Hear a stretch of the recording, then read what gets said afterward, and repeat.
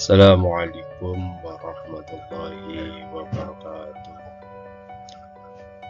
Pada kesempatan kali ini saya akan coba mempresentasikan tentang materi desain pembelajaran berbasis digital untuk hosting dan domain.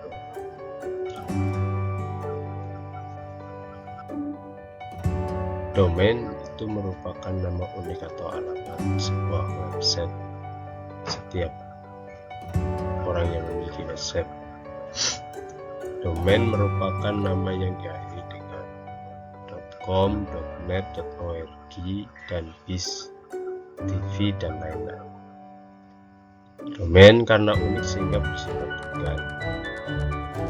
Pastikan ketika membuat nama domain yang mudah diingat.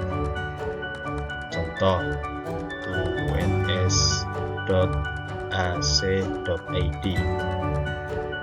atau detik.com, location.com, dan lain sebagainya. Kemudian setelah ada domain juga ada subdomain, yaitu merupakan bagian dari nama domain yang dapat dibuat sendiri.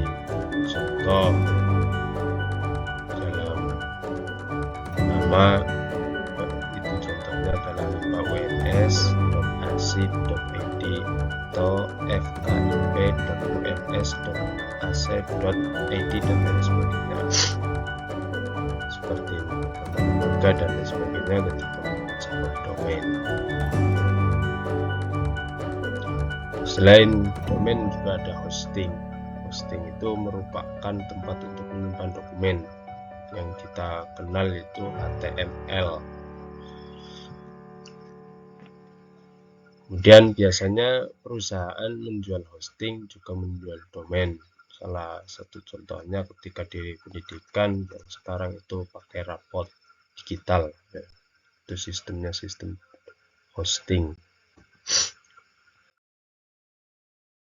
Kemudian ketika pemilihan hosting itu melihat satu kapasitas. Jadi setiap kapasitas itu berpengaruh atau yang tergantung sesuai dengan kebutuhan, ya, baik itu maupun baik dari MB atau gigabit.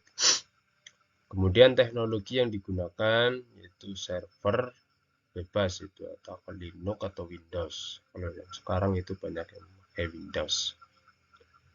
Jika membuat file PHP, apakah hostingnya mendukung file PHP atau tidak. Kemudian juga dalam membuat web menggunakan ASP, JSP, Perl, Python, dan Ruby, apakah hostingnya mendukung atau tidak. Kemudian support. Periksa apakah perusahaan hosting yang ingin Anda beli memiliki layanan support yang baik selama 24 jam. Karena support juga berpengaruh, kan. Setiap pengguna kan tidak mesti waktu-waktu tertentu, tapi bisa bebas bisa diakses 24 jam. Kemudian ada database. Apabila membuat website dinamis, pastikan kita itu memeriksa apakah menyediakan database atau tidak. Periksa juga berapa jumlah database yang disediakan dan apa saja. Apakah MySQL, PostgreSQL, NoSQL, dan lain sebagainya. Selain kita ada support dan lain sebagainya, kita juga harus membackup hosting agar data itu tidak hilang atau bisa disimpan. Jika suatu saat ada kendala data yang hilang di perangkat lain, maka ketika kita membuka itu kita masih bisa dapat membukanya karena sudah di backup data tersebut. Jadi tidak ada kekhawatiran hilang data. Selain itu adalah bandwidth, itu ukuran kapasitas yang merupakan besar data transfer. Jadi apabila perusahaan hosting menyediakan bandwidth 1 GB dalam sebulan, maka apabila Anda memiliki sebuah file HTML dengan ukuran 20 kilobit itu sudah termasuk image ya. Pengunjung website setiap hari itu berapa, maka Anda menghabiskan bandwidth berapa per hari kali 100 orang itu 2000 KB atau 2 MB. Dalam per bulan dikalikan 31 berarti 62 MB. Nah, bandwidth ini juga berpengaruh kaitannya dengan server.